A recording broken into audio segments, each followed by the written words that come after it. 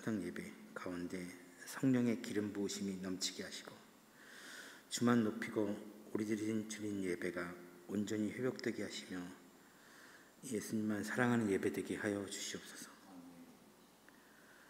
사랑하는 아버지 하나님, 이제 한 주도 영암의 모든 성도가 주님의 사랑과 은혜로 승리한 한 주 되게 하시고 사람의 말이 아닌 주님의 말씀으로 채워지게 하시고 사람의 일이 아닌 하나님의 일로 분주한 시간, 귀한 시간 되게 채워주시옵소서.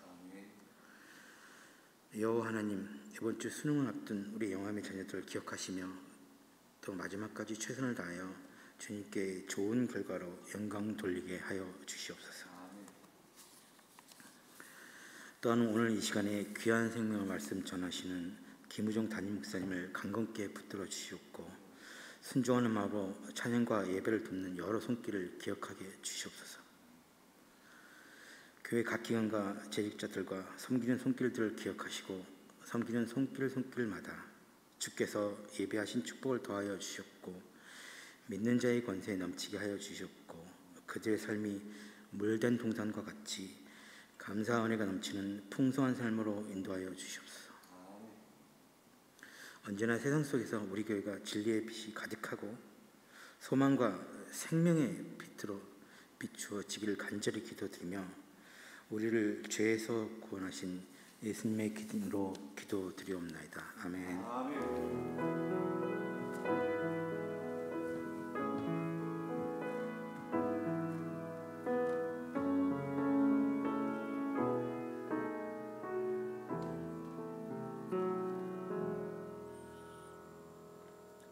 하나님의 말씀 요한복음 12장 말씀 함께 보겠습니다. 요한복음 12장 12절로 19절까지의 말씀을 함께 보겠습니다. 신약성경 167면 12장 12절로 19절입니다. 찾으신 줄 알고 제가 먼저 봉독하겠습니다.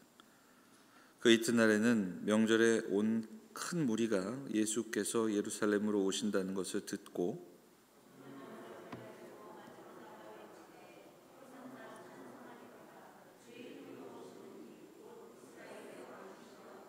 예수는 한 어린 나귀를 보고 타시니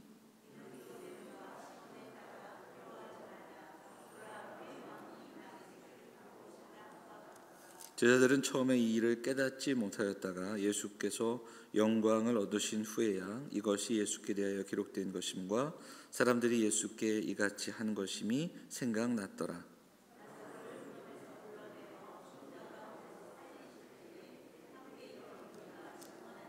이에 무리가 예수를 맞음은 이 표적 행하심을 들었음이로라. 바리새인들이 너희 하는 일이 쓸데없다. 보라, 온 세상이 그를 따르는도다 하니라. 아멘. 할렐루야. 오늘도 함께 예배하는 사랑하는 성도들, 하나님께서 주시는 힘과 용기를 얻는, 하나님께서 주시는 은혜를 힘입는 시간들이 될 수 있기를 바랍니다. 가정에서 예배하는 우리 성도들에게도 동일한 은혜가 임하기를 소망하고 간절한 마음으로 이 시간에 주의 말씀을 대하는 귀한 시간 될 수 있기를 간절히 소망합니다. 들려오는 소식이나 여러 가지 상황들이 참 힘겹고 어렵지만 그럼에도 불구하고 올 한 해 우리가 어찌 보면 훈련되어지고 또 우리가 계속해 왔던 그 일상의 작은 반복되는 모습들인데요. 아마 또 오늘이 지나면 더 방역이 격상되고 또 우리가 이렇게조차도 모이기 힘든 그런 때가 되지 않을까 하는 생각들도 해보고요. 하지만 그런 순간순간 속에서 우리가 함께 최선을 다해 모여 예배하든지 가정에서 예배하든지 정말 주의 날을 기억하고 예배하고 그리고 무엇보다 일상에서 방역에 더 힘쓰고 또 애쓰는 우리 모두가 되기를 바랍니다. 새벽에 이렇게 지난주 기도하면서 또 성도들과도 이렇게 말씀 나누면서 어찌 보면 이것이 마지막 좀 기승이 아닐까. 요게 끝나면 우리에게 좀 더 좋은 소식들이 있지 않을까 하는 소망들을 가지고 우리가 이번에 잘 이겨내면 마지막 기승을 부리는 바이러스를 잘 감당해내서 봄이 되기 전에 우리가 좀 더 좋은 소식 또 마주하는 일들을 꿈꾸면서 좀 기도하며 이 시기들을 잘 좀 보낼 수 있는 우리 모든 성도들이 됐으면 좋겠습니다. 오늘도 함께 예배하는 성도들에게 하나님 주시는 은혜가 풍성한 시간이 되기를 간절히 소망합니다. 우리 가정에서는 쑥스럽겠지만 어쨌든 양옆에 계신 분들 좀 인사하겠습니다. 잘 오셨습니다. 반갑습니다. 우리 인사할까요? 본문의 말씀 의지해서 성도의 영광이라는 제목으로 하나님 말씀 나누도록 하겠습니다. 초대교회는 로마 제국의 변방, 아주 작은 큰 로마 제국의 아주 한켠의 작은 변방이었던 예루살렘에서 시작이 되었습니다. 그것도 그 시작은 유대교라는 그 지역의 종교가 갖고 있던 하나의 분파 정도로 여겨지면서 시작이 되었는데, 이것이 유대교에서 먼저 배척을 받고 그리고 핍박을 받았고, 이후에는 로마 제국의 핍박을 받게 되는 그런 역사의 이야기들을 우리가 보게 됩니다. 찾아보면 대략 한 200년 정도 박해를 받았습니다. 기록을 찾아보면 큰 박해가 10번 정도 있었고요. 그래서 10대 박해다 이렇게 제목이 붙여지기도 하는데, 그 외에도 수많은 어려움들이 있어서 많은 사람들이 피난을 했고, 그리고 유랑자 신세가 되었고, 그리고 나그네의 삶을 살 수밖에 없던 것이 바로 이 당시 초대교회 초기의 이야기입니다. 그 당시에 사람들은 어떤 기도를 했을까요? 어떤 생각들을 가졌을까요? 감옥에 있으면서, 그리고 지하에 굴을 파서 거기서 생활을 하면서, 그리고 살고 있던 터전을 그때그때마다 옮기면서 그들은 얼마나 슬프고 좀 얼마나 안타까웠을까요? 그래서 그들의 마음에 이런 삶이라도 좀 마감이 되기를, 우리가 믿고 있는 그 믿음이, 그 진리가 인정받기를, 그리고 좀 더 나아가서는 지금 우리가 갖고 있는 우리 믿음, 이 믿음이 많은 사람들에게 전해지고 그리고 영향력 있는 삶을 살아가기를 고대하며 또 기도하고 또 그런 꿈도 꾸었을 겁니다. 그들의 꿈이 얼마 가지 않아 이루어집니다. 로마 황제 콘스탄티누스라는 황제가 밀라노 칙령을 발표하고 지하 생활을 하던, 그리고 도망자 신세를 살던 박해받던 기독교인들을 불러냅니다. 그리고 그들을 권장하고, 그리고 기독교 부흥을 협조하고, 그리고 자유롭게 믿을 수 있도록 그런 환경이 조성이 되면서부터 기독교가 이제는 부흥하는 그런 이야기들이 초대교회 4세기부터 시작이 됩니다.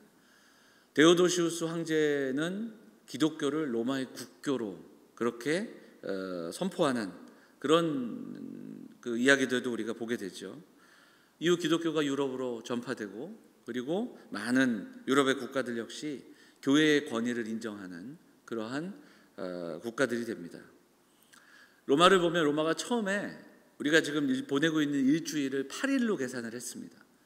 그런데 이것이 7일로 바뀐 이유는 바로 성경에 대한 근거, 성경을 근거로 다시 7일로 바꾸고, 그들이 믿고 있던 그 태양신을 섬기던 날, 그날을 바꿔서 성경의 안식일, 그리고 주의 날을 기념하여 안식 후 첫날, 이렇게 이 개념들이 합쳐져서 주일을 지키게 되고, 이것이 모든 상점과 그리고 또 백성의 휴식을 또 불러오는 엄청난 영향력으로 보여지는 것도 우리가 역사를 통해서 보게 되고, 부활절이나 이런 절기들도 이때 생겨나는 것을 보게 됩니다. 각 도시마다 큰 성당들이 세워지고 또 교회들이 세워지고, 많은 사람들은 당연히 주일이 되면 교회에 나가는 그런 모습들이 보여지고, 이때를 크리스텐덤 시대다 이렇게 이야기합니다. 문제는 그럼 과연 이렇게 지하가 아니라 지상에서 인정받고 누구나 교회를 가고 누구나 예수를 믿으면서 함께 교제하고, 그리고 이렇게 사회적으로 영향력을 미칠 수 있던 이때에, 그러면 교회가 지도하고 지배하던 주류였던 이 시기에 정말 하나님의 영광이 가득하고 하나님의 나라가 이 땅에서 경험되어졌는가? 우리는 이것을 확인해 봐야 됩니다. 그러나 역사는, 그리고 교회의 역사만 보아도 그 당시를 그렇게 이야기하지 않습니다. 초대교회 말기부터 중세 천년을 오히려 암흑시대다 이렇게 이야기하는 것을 봅니다. 어느 시점부터 종교와 권력이 하나가 되고 그리고 모든 사람들이 교인이 되고 그리고 복음을 전하는 것보다는 믿지 않는 나라들을 힘으로 또한 개종시키는 그런 모습들도 있고요. 그것이 마치 선교인 것처럼 그리고 이슬람 문명과의 충돌, 문명의 충돌이 일어나 그것이 십자군 전쟁으로 또 시작되는 그런 때도 바로 이때입니다. 더 높이 더 많이 유명해지고 그것을 통해서 하나님의 영광을 드러내고 건축물들을 세우며 정말 누가 봐도 그 도시의 가장 중심에 가장 큰 그런 건축물들을 세워가며 그것이 하나님의 영광인 것처럼 그렇게 이야기했던 그런 시기도 바로 이때입니다. 초대교회 당시 기독교가 공인됐을 때 로마가 기독교를 공인하면서 제일 먼저 나타난 모습은 누구나 그리스도인이 될 수 있다는 것이었습니다. 그러니까 누구나 교회에 올 수 있고 누구나 그리스도인이 된다. 그런데 이것이 결국은 세월이 흘러가며 명목상의 그리스도인, 사람들을 만나기 위해 그리고 또 남들과 다르지 않기 위해 교회에 나오게 되는 그리고 그 동기를 끝까지 버리지 못하는 변화되지 못하는 삶의 모습들을 우리가 볼 수 있었던 겁니다. 성경을 보면 이와 비슷한 사람들을 무리라고 이야기하고 제가 오늘 장황하게 설명한 이 내용들은 바로 오늘 본문에서도 바로 그와 유사한 장면을 우리가 보면서 본문을 시작할 수 있기 때문입니다. 자, 본문을 보면서 이야기를 좀 나누도록 하겠습니다. 12절 한번 보면 12절 한번 읽어볼까요? 같이 읽겠습니다. 시작. 이튿날에는 명절에 온 큰 무리가 예수께서 예루살렘으로 오신다는 것을 듣고 이렇게 시작이 됩니다. 큰 무리가 나와 있습니다. 그리고 명절에 온, 명절은 유월절이라고 말씀을 드렸고 지난주에 제가 말씀드리기는 이 12장 이후에 요한복음 21장까지의 말씀은 바로 이 유월절 5일 동안 예수님이 십자가 지시기 전 5일, 6일 동안의 이야기들이 12장부터 시작이 됩니다. 명절에 온 많은 사람들, 여기에는 디아스포라 유대인들도 있었을 것이고 이방인들조차 있었습니다. 그런데 그들이 예수님이 오신다는 소식을 듣고 그 큰 무리가 예수님을 환호하여 맞이합니다. 이어지는 13절을 보면 그들은 종려나무 가지를 들고 환호하고 그리고 이스라엘의 왕을 맞이합니다. 그런데 오늘 본문을 보면 18절에 어떤 이야기가 있냐면 이에 무리가 예수를 맞음은 이 표적 행하심을 들었음이러라 이렇게 이야기합니다. 이 표적은 나사로를 살리신 표적입니다. 그러니까 그들이 예수님이 오시는 그 장면 속에서 마치 전쟁을 승리하고 돌아온 그 개선 장군의 어떤 환영 인파처럼 수많은 사람들이 모여든 겁니다. 근데 그 근본적인 이유가 어디 있냐면 나사로를 살리신 그 소문에 있었다. 그렇게 요한은 기억하고 있는 겁니다. 엄청난 이벤트가 돼서 그들은 유대인들의 상징인 종려나무를 흔들면서 맞이하고 있고 그들이 환호하면서 외치는 그 구절은 시편 118편의 내용을 가져다가 왕이 돌아오는 장면, 왕을 맞이하는 장면에서 찬양하는 그런 내용으로 부르고 있는 겁니다. 하지만 그들의 동기는 바로 표적을 베푼 왕, 그리고 더 나아가서는 자신들을 지금 로마의 압제 가운데 살아가는 이스라엘 백성들을 구원할 왕을 맞이하고 있는 겁니다. 자신의 필요를 채워줄 왕, 로마의 압제에서 구해줄 군사적, 정치적인 메시아를 맞이하고 있는 겁니다. 그리고 이제 이 명절이 끝나는 날, 이 환호했던 수많은 사람들의 환호는 어떻게 바뀝니까? 예수님을 십자가에 못 박으라고 소리치며 바뀌게 됩니다. 결국 수많은 사람들이 예수님을 환호했지만 그 환호는 예수님에 대한 믿음보다는 자신들의 신념과 그리고 그것을 이루고자 하는 욕망에서 비롯됐다. 분명하게 우리가 살펴볼 수 있습니다. 많은 사람들이 있었고 환호가 있지만 참된 믿음의 고백이 아니라 자신들의 환호였다. 우리가 살펴볼 수 있는 겁니다. 그리고 이것은 오늘을 살아가는 우리에게도 마찬가지입니다. 많은 사람들이 함께 하고 있지만 믿음의 고백이 아니라 우리의 신념으로 신앙생활을 할 수 있다는 겁니다. 우리의 신앙의 모습이 이들처럼 그저 환호에 그칠 수 있다는 겁니다. 예수님께서는 마태복음 13장에 좋은 씨를 뿌렸는데 결국은 알곡과 가라지가 함께 있다, 이 이야기도 들려주고 계십니다. 사도 바울은 디모데후서 3장에서 경건의 모양은 있으나 경건의 능력을 부인하는 사람들이 있다, 분명하게 이야기합니다. 그렇습니다. 믿음이 아니라 자신의 신념과 욕망으로 예수님을 맞이하는 사람들의 환호가 있습니다. 오늘 이 짧은 장면이지만 이 모습을 통해서 오늘날 우리가 살아가는 우리의 신앙의 모습을 돌아볼 수 있어야 됩니다. 우리들의 찬양, 우리들의 예배, 우리의 신앙, 이 근본에 과연 우리는 무엇으로 정말 참된 성도로 예수님을 바라보며 맞이하고 있는가?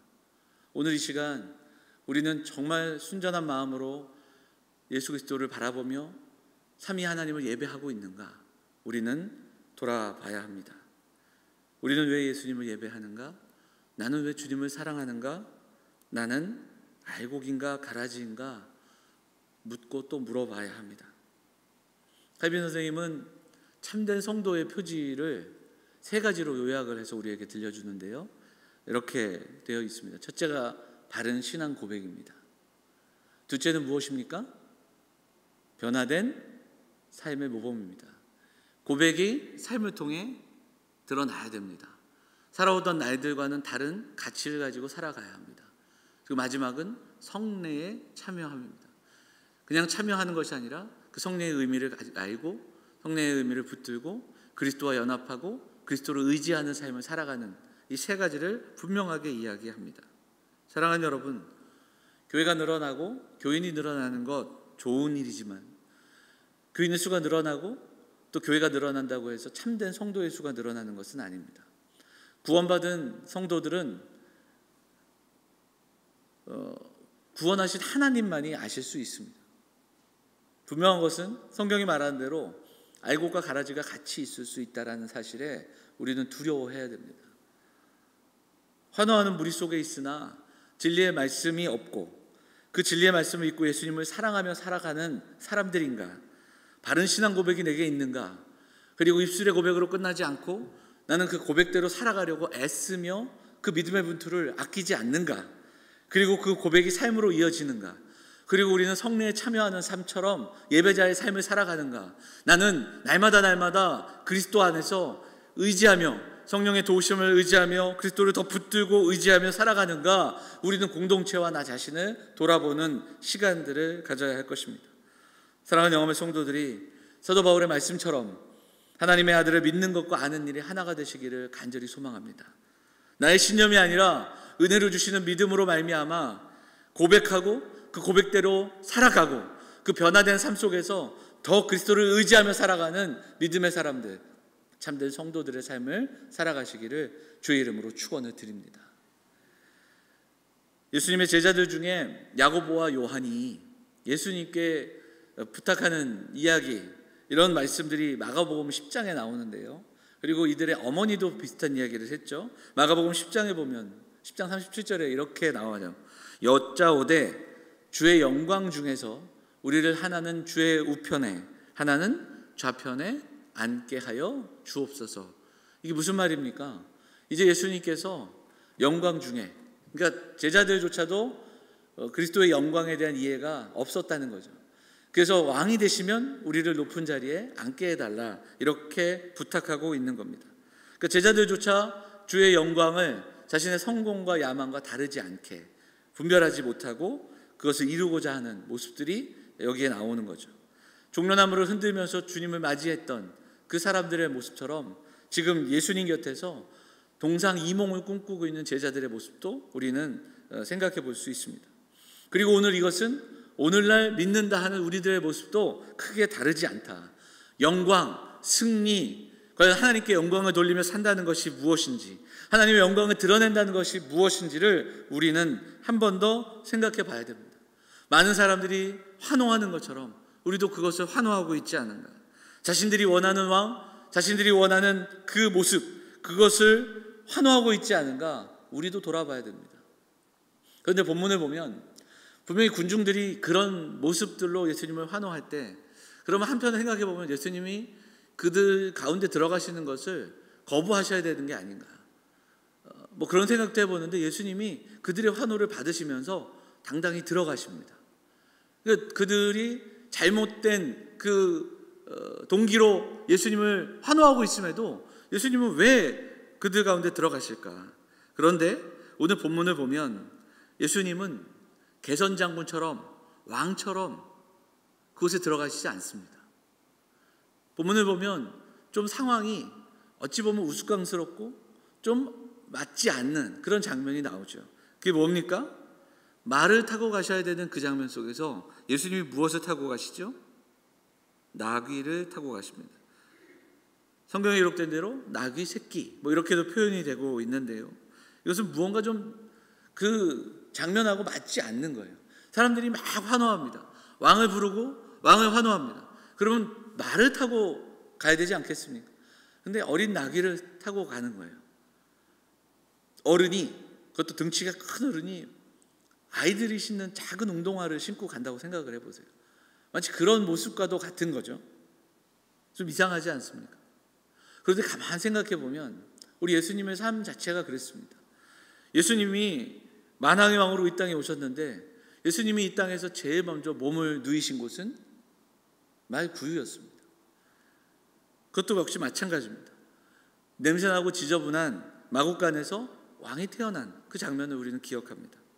왕으로 오신 주님께서 본격적으로 사역을 하실 때, 그러면 기존에 많이 배우고 또 영향력 있던 사람들을 모아 세력을 만드신 게 아니라 그 당시 사람들 가운데 고위 관료나 학벌이 아니라 출신 좋은 사람들이 아니라 변방의 사람들, 갈릴리의 어부들, 심지어는 당시 사람들에게 대접받지 못했던 세리조차 예수님의 제자 가운데 있었던 것도 역시 좀 무언가 이상한 장면인 것을 보게 됩니다. 예수님의 삶 전체가 그렇습니다. 왜 예수님은 지금 그 환호 속에 좀 더 멋진 모습으로 들어오시지 않고 나귀를 타고 오시는 걸까? 성경은 그것을 이렇게 설명합니다. 오늘 본문을 보면 14절에서 예수는 한 어린 나귀를 보고 타시니 시작이 되는데 15절이 어떻게 시작되냐면 이는 기록된 바, 이렇게 시작되면서 말씀의 성취인 장면이라는 것을 분명하게 우리에게 말씀해 주고 있습니다. 너의 왕이 나귀 새끼를 타고 오신다 함과 같더라. 그 말씀의 인용인데 이 인용구가 어디냐면 스가랴서입니다. 스가랴서 9장 9절이에요. 말씀을 한번 찾아서 읽어볼까요? 같이 읽겠습니다. 시작. 시온에 따라 크게 기뻐할지어다. 예루살렘에 따라 즐거이 부를지어다. 보라, 내 왕이 내게 임하니 그는 공의로우며 구원을 베풀며 겸손하여서 나귀를 타나니 나귀의 작은 것 곧 나귀 새끼니라. 이렇게 말씀합니다. 여기에도 보면 왕이 임하는 그 이야기, 그러나 이스라엘 백성들이 기대하고 고대하던 왕이 아니라 그 왕은 공의롭고 구원을 베푸시는데 겸손의 왕으로 오신다, 평화의 왕으로 오신다는 것을 스가랴서를 통해서 말씀하고 있는 겁니다. 결국 예수님은 이 말씀을 성취하고 계시는 겁니다. 예수님은 이 장면 속에서 이 말씀을 그림으로 보이시고 상징적인 의미의 선포를 보여주는 겁니다. 군사력을 모아 사람들을 자극하고 동원하여 로마와 싸우며 그들을 동원하여서 그 로마 가운데 군사적인 정치적인 왕이 되시는 분이 아니라는 것을 분명하게 보여주고 있는 장면입니다. 그리고 이어지는 본문에 보면 16절에 이렇게 말합니다. 16절 한번 읽어보도록 하죠. 16절 말씀 볼까요? 읽어보겠습니다. 시작.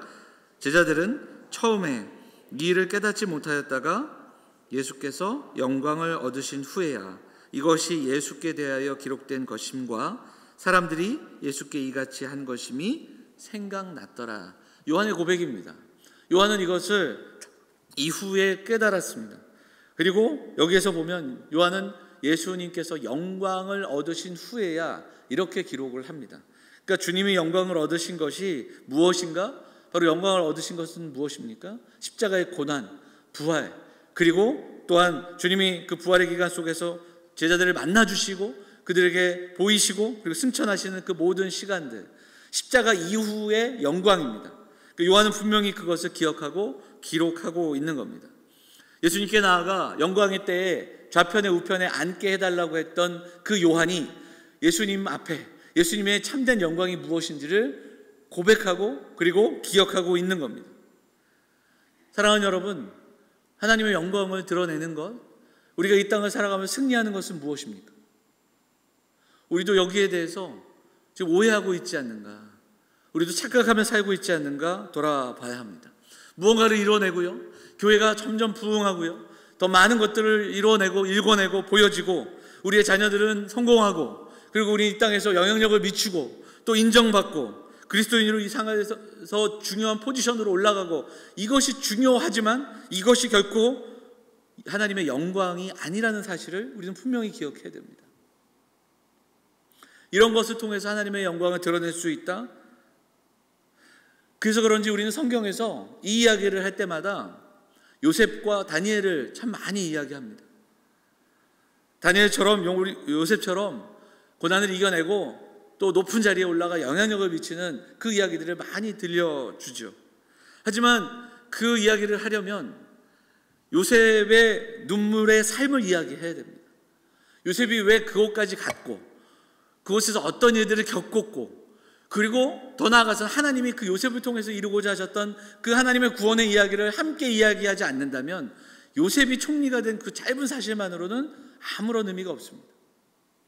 다니엘도 마찬가지입니다.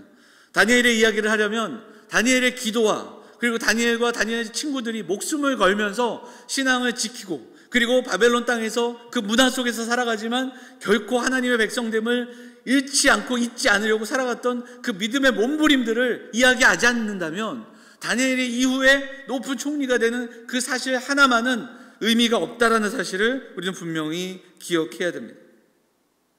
야고보와 요한이 예수님께 높은 자리를 구했습니다. 하지만 정작 그들이 성령 충만한 이후에 계속해서 그것을 추구하며 살았는가? 그렇지 않습니다. 요한은 지금 분명히 자신이 고백했던 그 영광을 바르게 고백하고 있습니다. 예수님이 영광을 얻으신 이후에야 그들이 깨달았더라, 분명하게 이야기합니다. 여러분, 12사도 중에 인간적인 눈으로 볼 때 그들의 삶이, 12사도의 마지막 삶이 뭐 하나 제대로 인생을 멋지게 마친 사람들이 있습니까? 사도 바울도 마찬가지입니다. 초대교회 성도들도 마찬가지입니다. 그럼 왜 그들이 살아갔는가? 왜 그들이 그렇게 살아갔는가? 그것은 부활하신 주님을 만난 이후에 오늘 요한이 고백한 것처럼 예수님께서 영광을 얻으신 후에야 깨달았던 것이 있기 때문입니다. 그들은 예수 그리스도의 영광이 무엇인지를 깨달았고, 그리고 예수의 영광을 통해 성도의 영광이 무엇인지를 분명히 알았기 때문입니다. 부활하신 주님을 만났고, 그리고 그 주님의 오심이 바로 그 영광이 어떠한 것을 통해 드러나는가? 섬김의 삶, 낮은 자리로 오신, 그리고 종의 형체로 이 땅에 오신 그 주님의 은혜를 기억하고 그 영광을 깨달았기 때문입니다. 사랑하는 여러분, 오늘 우리가 다시 한번 이 말씀을 붙들고 기도하기를 원합니다. 우리가 두 가지 정도로 요약하여 기도하기를 원하는데, 사랑하는 영암의 성도들이 첫째, 참된 성도, 참된 제자가 되기 위해 기도하고 힘쓰는 우리 사랑하는 성도들이 되시기를 바랍니다. 자신의 신념으로 환호하고 자신의 만족을 채우기 위해 그 무리에 머무는 자들이 아니라 정말 참된 성도로, 참된 제자로 살아갈 수 있는 저와 여러분이 되시기를 간절히 소망합니다. 코로나로 인해 어려운 시기를 보냅니다. 일상도 힘들고, 그리고 또 우리가 모이기에도 참 힘든 시기를 보내면서 깨닫는 것이 여러 가지가 있는데, 그 중에 한 가지가 무엇인가? 바로 이 예배의 소중함입니다. 교회가 올 한 해를 이렇게 돌아보면, 지난주에 우리 장로님들과 정책당회를 했고 내년을 이야기했지만, 정말 해마다 해오던 것들을 하나도 하지 못했던 한 해, 그리고 내년에도 장담할 수 없는, 하지만 한번 돌아보면 꼭 하지 않아도 되는 게 교회 안에 많았더라는 것을 깨닫게 됩니다. 생략해도 되는 게 여러 가지가 있더라고요. 반드시 하지 않아도 되는 것이 분명히 있습니다. 그러나 그것에 유익들이 있다 보니 우리가 그것을 하기도 하고 또 준비하기도 하는 겁니다. 하지만 절대로 포기할 수 없는 것이 있습니다. 바로 예배입니다. 예배를 포기할 수가 없는 겁니다. 예배는 정말 그럴 수 없습니다. 예배가 어려운 이때에 우리는 예배하는 법을 배워야 합니다. 비록 현장에 나와 예배하지 못하더라도 우린 가정에서도 동일한 마음으로 예배하는 훈련이 오히려 이때 필요합니다. 우리가 얼마나 그동안 가정에서 예배를 하는 훈련이 없었는가? 나는 얼마나 그동안 혼자 하나님을 예배하고 골방을 경험하는 그런 예배자로 살지 못했는가를 돌아보는 시간들이 돼야 합니다.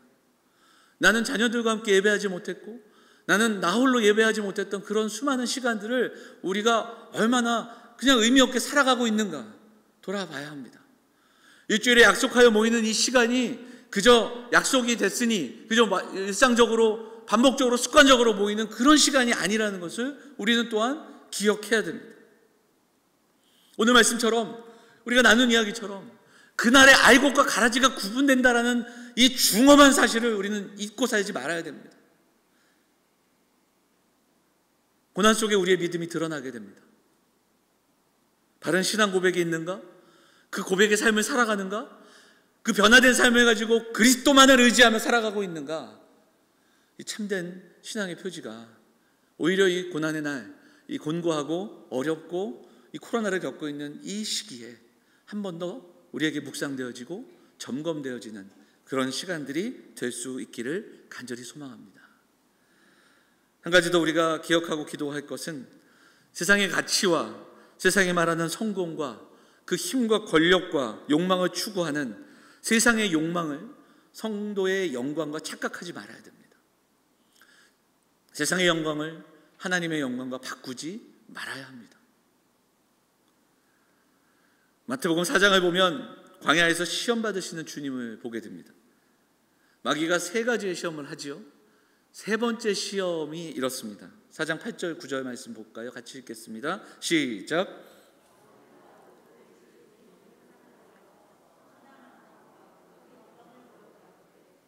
내게 엎드려 경배하면 이 모든 것을 내게 주리라. 마귀는 거짓의 영입니다. 그리고 속임수를 씁니다. 오늘 이 말씀에도 거짓이 있습니다. 천하만국과 그 영광. 그러나 주님은 분명하게 말씀하십니다. 사단아 물러가라. 주 너의 하나님께 경배하고 다만 그를 섬기라. 예수님이 바라보시던 영광은 사탄이 말하는 천하만국과 그 영광이 아니었습니다. 주 너의 하나님을 경배하고 다만 그를 섬기라. 이것이 성도가 바라보아야 할 영광입니다. 예수님이 바라보셨던 그 영광을 오늘을 살아가는 우리도 바라보며 살아야 합니다. 물론 누구나 복받는 인생이 되고 싶습니다. 그 복이 무엇인지 그러나 우리는 분별하며 살아야 합니다. 내게 주어진 이 상황들이 어떤 메시지이며 오늘을 살아가는 우리의 주변의 모든 이야기들이 이 속에서 하나님은 과연 무엇을 말씀하시는가 우리는 들을 수 있어야 합니다. 이 땅을 살아가면서 부와 명예와 권력 그리고 인정받음, 이것이 복이 아니라 이것보다 더 우선적인 가장 중요한 그 십자가의 영광 그리고 구원의 영광을 기억하며 살아가는 성도들이 되어야 할 것입니다. 믿는다고 하면서 정작 삶의 방향은 엉뚱한 곳에 주파수를 맞추고 나귀를 타고 오시는 주님을 바라보며 말씀을 기억하지 못한 채 그저 환호하며 외치고 있는, 뜻없이 의미 없이 그저 소리를 질러내는 사람들의 모습이 오늘날 우리들의 모습은 아닌지, 믿는다 하며 땅의 것을 추구하며 이 땅을 살아가고 있는 우리들의 모습은 아닌지 우리가 돌아봐야 합니다. 코로나로 힘겨운 시간을 보내고 있습니다. 하나님께서는 우리들의 잘못된 환호를 올 한 해 멈추게 하셨습니다. 우리에게서 거품을 빼게 하셨고